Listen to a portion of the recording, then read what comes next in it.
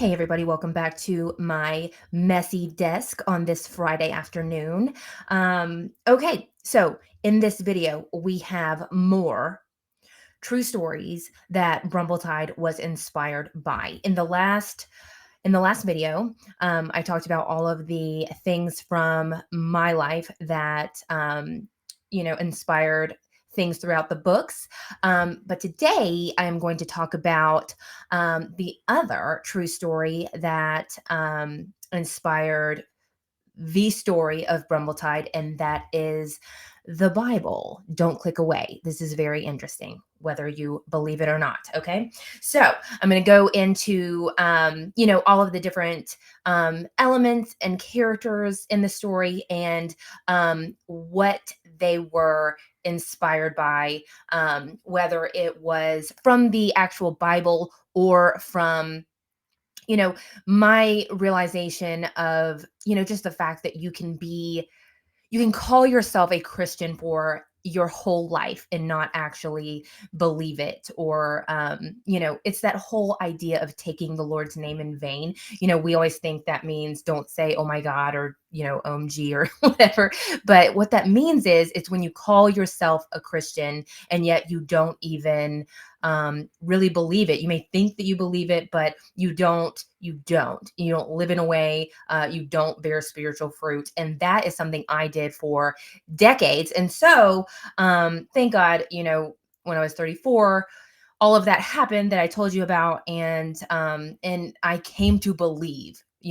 And so I took that and I turned it into this story, but you would never know that it was, unless you follow this, you would never know that it was a supposal. Okay. For those of you who have never heard of a supposal, that is what C.S. Lewis called the Chronicles of Narnia. He said they were not allegory, they were a supposal. So that is, suppose there was a place called Narnia in need of redemption, and how would that play out? How would that play out? And so that is what Brumbletide is. It is a supposal. Suppose there was a place called Little Ipswich. Suppose there was a Castle Emily. Suppose there was the kingdom of Brumbletide that needed to be brought to everyone. So let's get into it. Okay.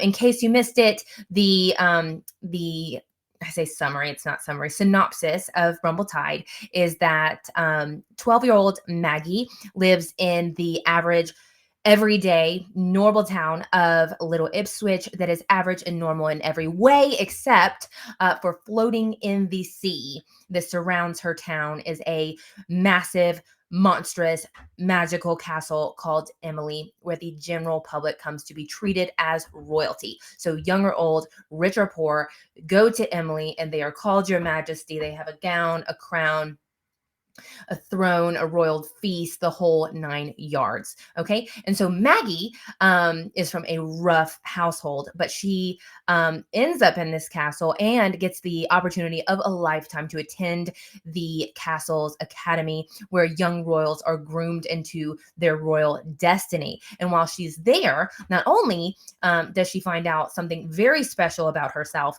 but the more she's there, she becomes aware of the fact that Emily is something very sinister, covering up the true and good kingdom of Brumbletide. Okay, so let's talk about Brumbletide and Emily. Emily and Brumbletide, two castles. Okay, the one castle, Castle Emily, and I named Emily because the meaning of that name means rival. Okay, so this is a rival castle, but no one knows. No one knows. Everyone loves Emily. Okay, it is where everyone goes when they want to feel like somebody. It's when they go. They come to be treated well. Okay, and to be told they are someone. And of course, there is the elite and there is the nobodies still, even though everyone has a throne and a crown and a royal feast. There's still always the class system And so people who are more well-to-do in society are going to be more well-to-do in Emily as well. And they are known by everyone. So for anyone who doesn't go to the castle, everyone still knows about Emily, and everyone knows about a book called Pippin's Puzzle that apparently these kids at Emily Academy study. Okay. And that I kind of got from the idea that we all have the local church. We all have that huge church in our town that, even if you don't believe in Christianity or believe in the Bible, you know about it, and you know that you can go there and you're going to be most likely treated well. And we all know about the Bible. Okay. Whether you go or not. So that's where I got that idea of the castle and the royals, everyone going and being treated as royalty. Okay. So we have Emily, and as Maggie goes into this castle and she is wowed by all these magical happenings. Okay, there's the Whisper's fortune. There is the dragon. A dragon's flying around. All of this crazy stuff's happening, but wonderful stuff. Okay, and that made me think of all of the prosperity preachers who are doing these miraculous things, right? And everyone is drawn to it. And so that's where I thought of these magical happenings that are going on in Emily. Okay. And so Maggie's mother is wowed by it all and gets sucked into the pomp and circumstance and all, and she gets talked into getting herself a gown, but not Maggie. But then she ends up, when they go back for the Cervi Day event, which is for anybody that doesn't know where I got that name, that comes from the scientific name for deer. Okay, is cerv it's Cervi Day, I think, but I, instead of having it be Cervidae, I had it be Cervi Day, Day. Okay. So at that event, Maggie is talked into, not Maggie's mother is talked into enrolling Maggie into the academy, even though they can't afford it. Okay. But nobody wants to seem like they don't have enough money at Emily. So Maggie's mom just gives in and signs Maggie up. And now she's in this academy, even though they can't afford it. And it ends up just being the last straw, and Maggie's family falls apart. Okay. I think probably things like that have happened, when you're part of something, and it's a place where there is, just people wanting to look well to do. Okay. The people that are not well to do, um, bend over backwards to seem like they are more than they are. Meanwhile, everything's falling apart at their house. Okay. So anyway, that's where I got that idea. And then um the academy is like it's like the Christian schools that people send their kids to, and it's no different than a normal school, even worse sometimes. And so all of these things are not to call out anything or point fingers or anything, but it's just that this does happen, and it's just to draw out that two castles. Okay, we have Emily Castle. This is the one that everyone is attending. And everyone loves it, but it's harming things. And as the books go on, we realize that it was all built on something so sinister and wicked to begin with, and no one even knows. They're just going along with it, and when they even find out that it's built on something sinister and wicked, they don't want to stop going. They don't want to give it up. Okay, so next we have Brumbletide. Okay, so that is another realm, but it is found in the basement, the catacombs, the room of the dead in Emily Castle. Okay, and Maggie stumbles upon it, but she doesn't really. It was her destiny to stumble upon it. She is coming back from her work at Nan's Pancakes, and Magnus, the magical flying pig, okay, leads her to the catacombs in the middle of the night. And deep in the catacombs, not only does she find this room where snickerling wings are nailed to the wall. Okay, so obviously snickerlings have been killed. Okay, and their wings are nailed to the wall of the catacombs. um, but in this room of the dead is the axiom, okay, and that is the snow globe that when you look inside of it, it looks like a snow globe that has a miniature replica of Emily. Everything's the same, you know.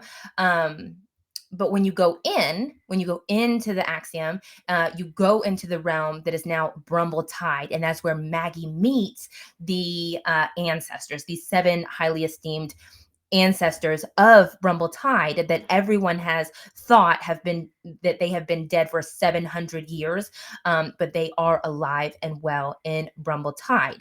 Okay. Um, Maggie goes, realizes that everything is exactly the same about Brumbletide. It looks exactly the same, except for the one issue that no one is there. Okay.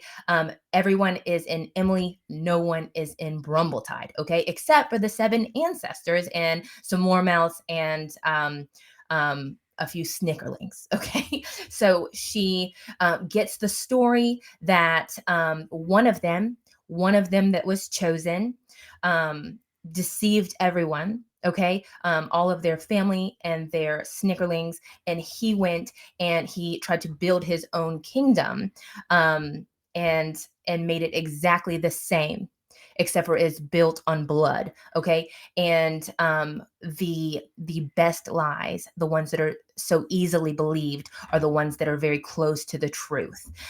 So Maggie comes to know the ancestors, one, of course, being Queen Eve the Wise, who is her very, very, very many times over grandmother.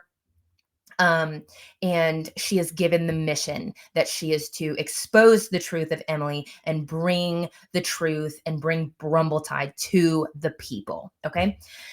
So that is the two kingdoms. That's where that was inspired, not so much from the Bible, from just this idea that there's whole Christian establishments that are not only missing the point completely, but some of them are even extremely nefarious. Okay. And so that brings us to, I made a list so I don't chase all the rabbits. We know I'm Alice.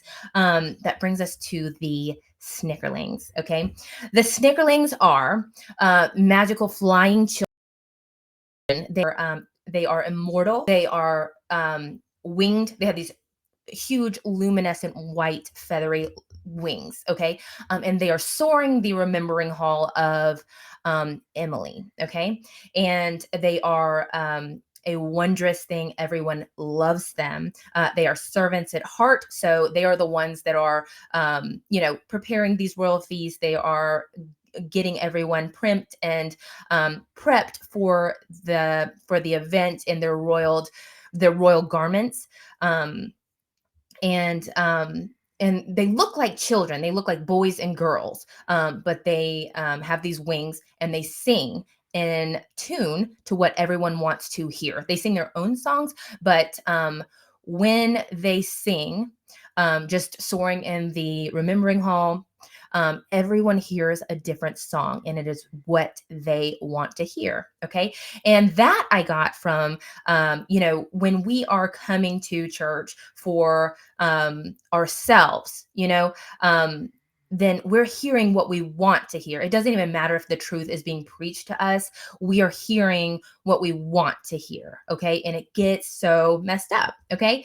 But that was just kind of a symbol in a way. But these snickerlings, okay, there's going to be so many spoilers. I've already given away so many. But so we come to know in the first book, Daughter of Eve, that Emily, Castle Emily, is built. The magic of Emily comes from the blood and magical wings of slain snickerlings. Okay, so all of the magic that people think is miraculous and good and everyone knows the castle for this amazing things. It's all from slain children, slain flying magical children, okay, called snickerlings.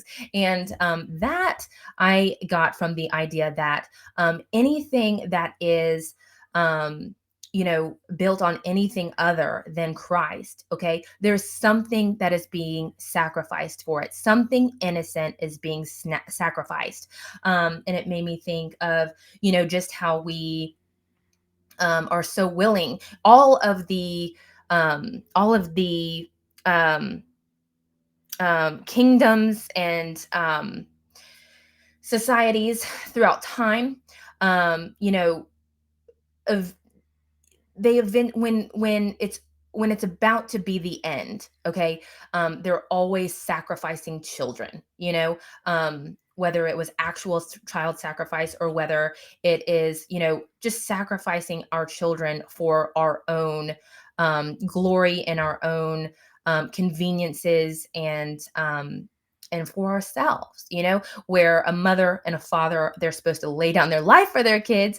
Instead we are getting rid of them um, and and sacrificing them for our good. Okay. And so this castle that has twisted the truth just enough to where it goes from, um, uh, you know, the truth of denying yourself um, and the truth that if you lose your life, you end up saving it, okay?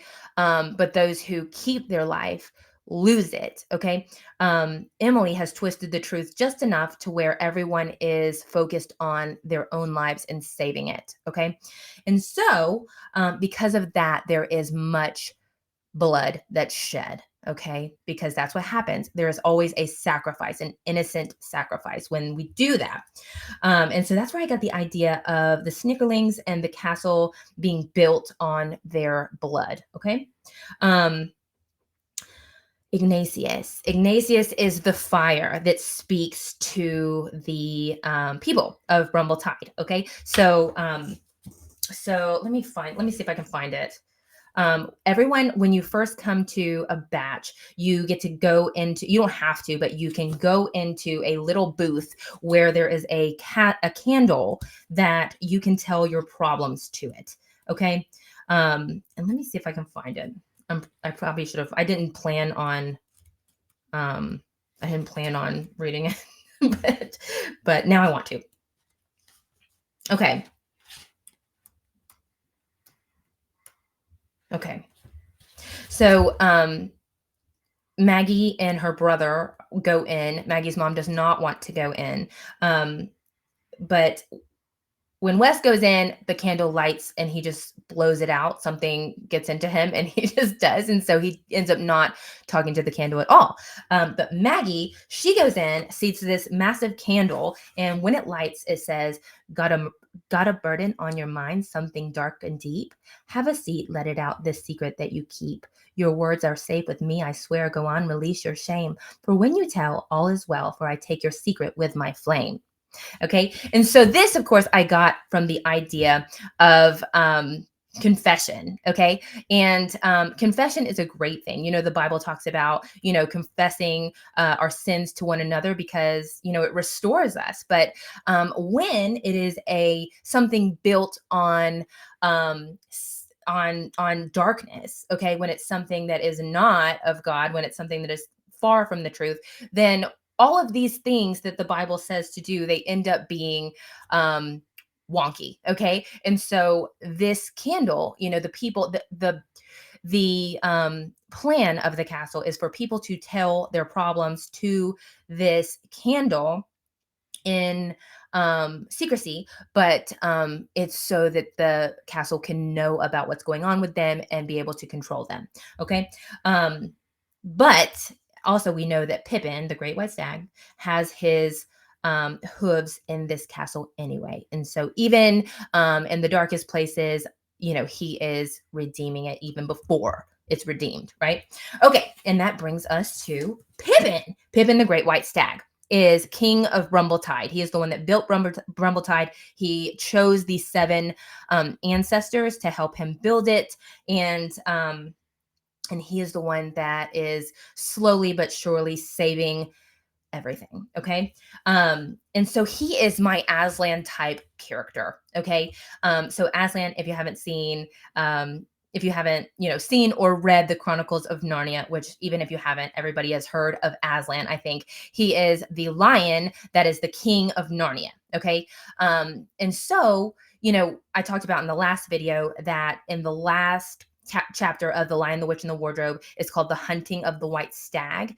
And there's this white stag that the Pevensie children hear, which they're kings and queens at this point. They hear that he will give them wishes. He will grant them wishes if he's caught. But he ends up leading them out of Narnia. Okay, they find the lamppost and they go back into the real world. And so I was thinking, what if this is an appearing of Aslan? Okay. So I took him and I named him Pippin, and he is now the king of Brumbletide. Okay. And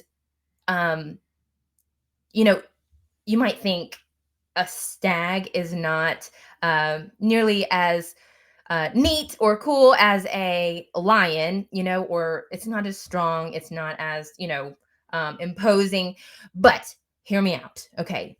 The stag, think of Jesus. Okay.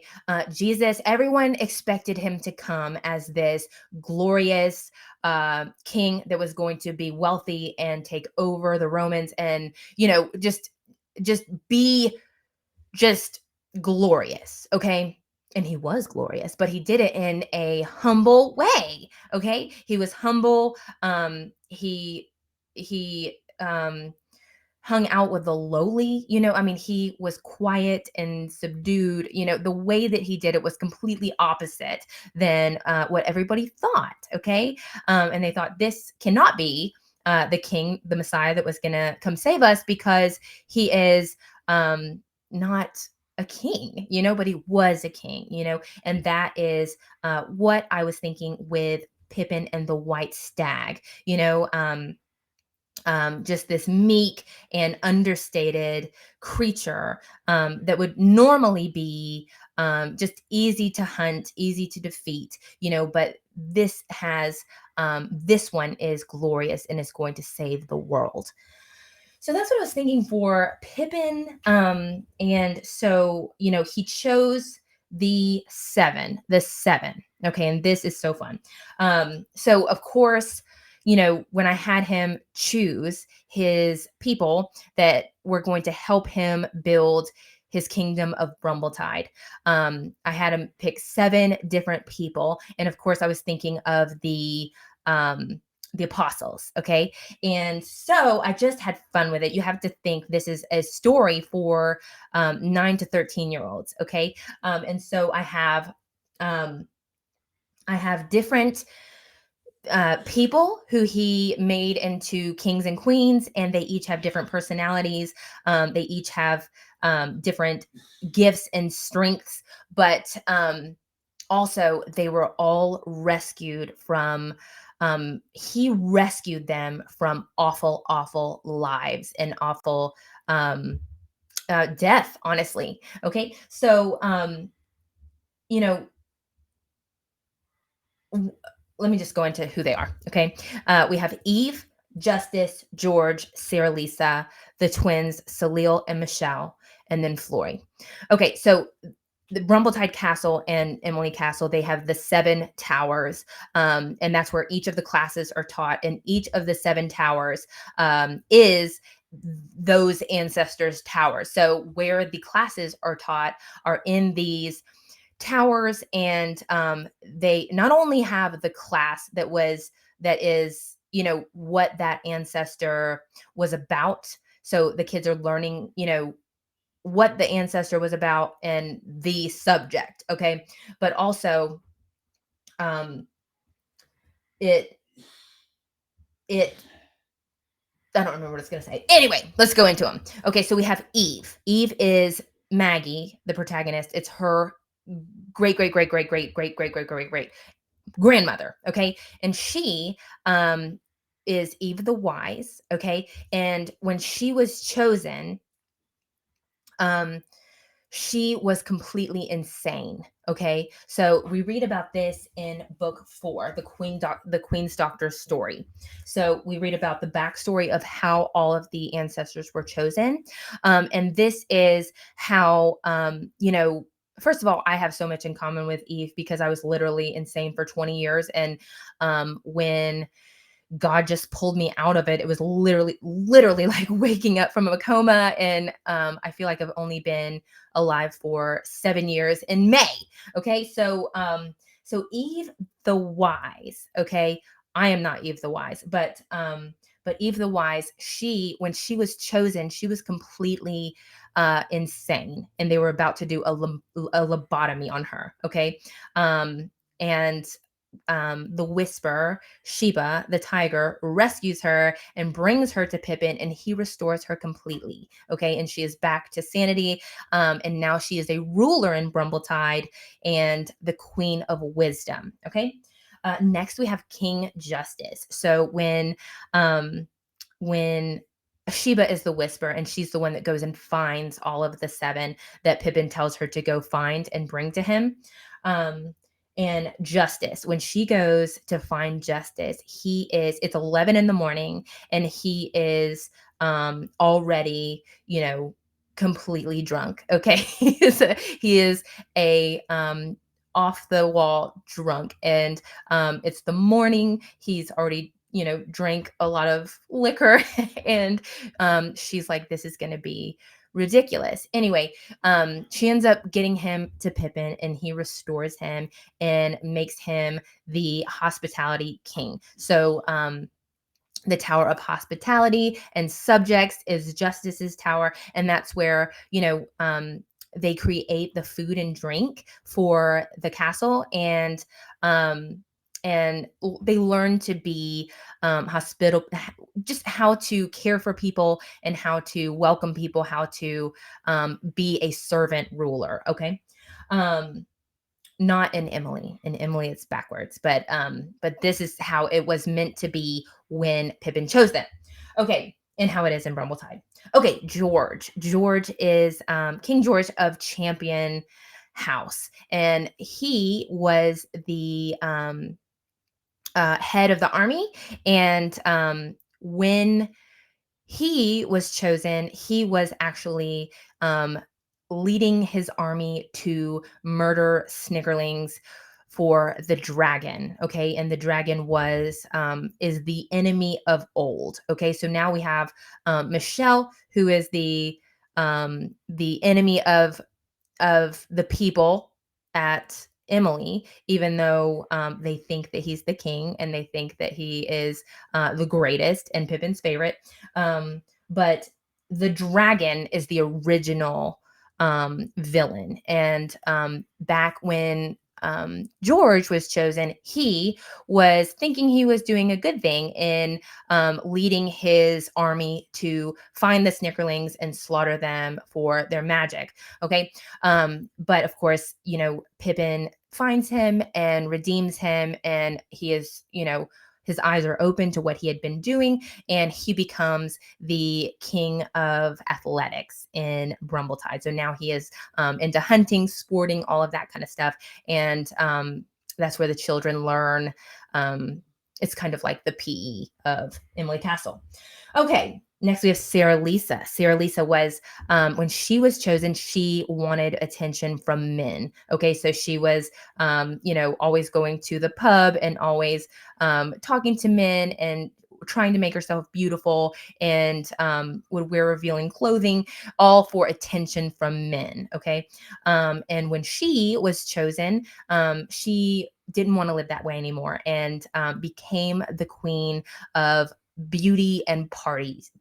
Okay, so she has the resplendent, where the royals are taken to get their garments and have their whole transformation happen. That's her thing. And then she has Sarah Lisa Tower, where a royal is learns to have that swagger um and um and get the right kind of attention someone should get, that is not how it was.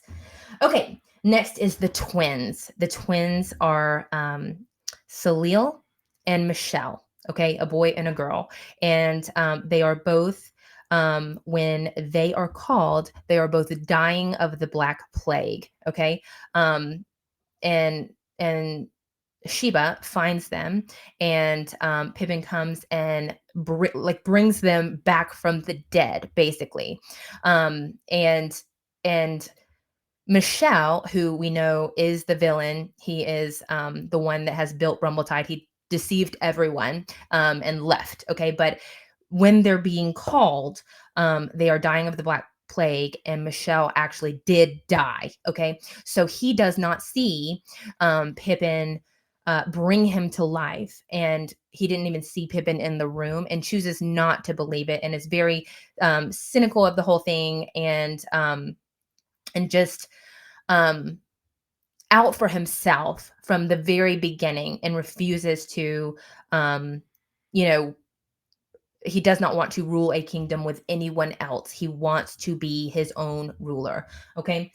His sister, Salil, is completely the opposite, and she is so happy to be in Brumbletide. And both of them are very brilliant when it comes to academics. And so they become the king and queen of academics.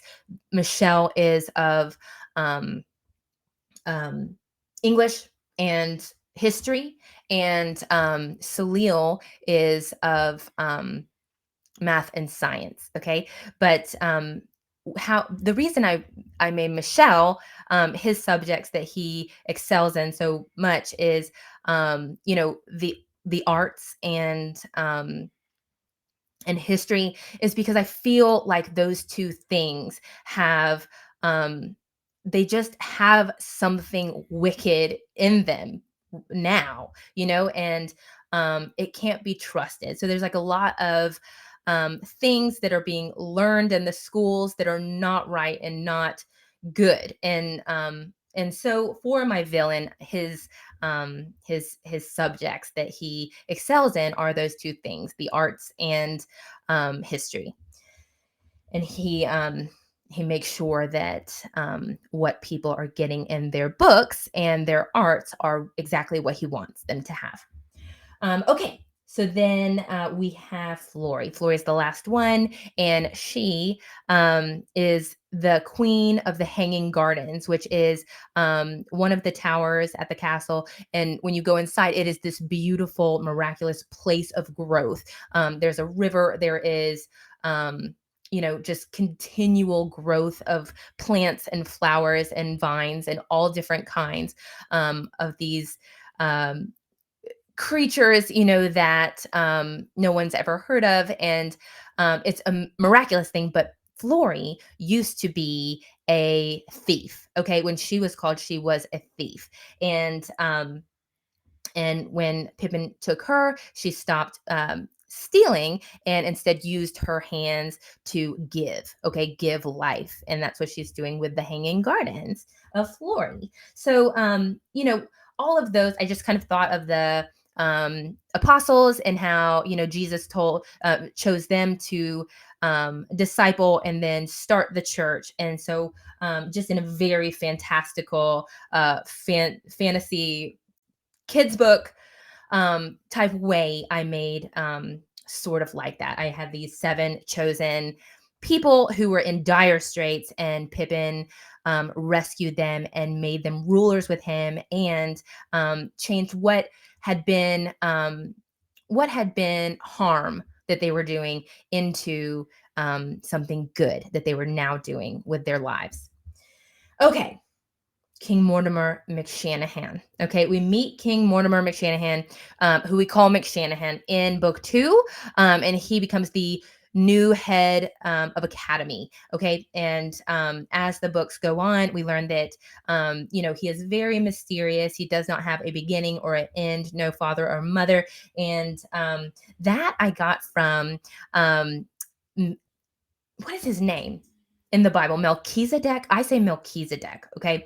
But he's just this mysterious, um, what people think are an appearing of Jesus in the Old Testament and in the New Testament. And he's just mysterious. He's always bringing gifts. He's always doing good things. And he's definitely just kind of this glimpse of another realm, And so I definitely, in a more tangible way, um, summoned him for King McShanahan. Okay.